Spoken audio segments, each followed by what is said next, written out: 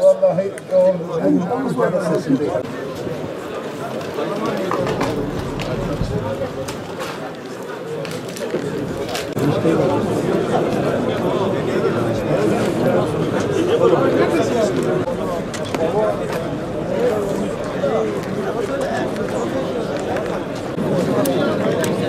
Buna bir imza atın abi. Adama girin. Yok o da. Merhaba Sayın Muhtarım. Değerli başkanım. Allah razı olsun. Hocam nasılsınız? Hadi şahane.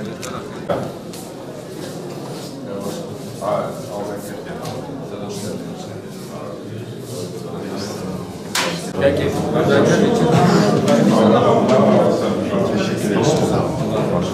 Nasıl kalmadı ya?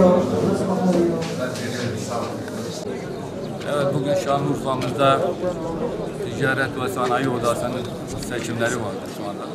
Dün de Ticaret Borsamızın seçimleri vardı.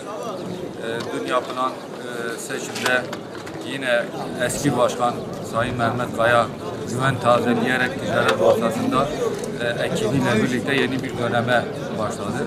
Rabbim memleketimiz için hayırlara vesile kılsın. Bugün de Ticaret ve Sanayi Odası'nın seçimleri vardı. Benim kendi oyum da vardı. Bu vesileyle şu anda burada bulunuyoruz. Kendi oyumuzu kullandık. Oy kullanmak da bir vatandaşlık görevi olduğunu düşünüyoruz. FETÖ operasyonlarından bu yana yaklaşık 6-7-8 aydan beri Ticaret ve Sanayi Odası'nda kayyumla yönetiliyordu ve birçok başkan ve yönetimde olan insanlar ihraç edilmişti. Onun için ciddi bir boşluk vardı Ticaret ve Sanayi Odası'nda.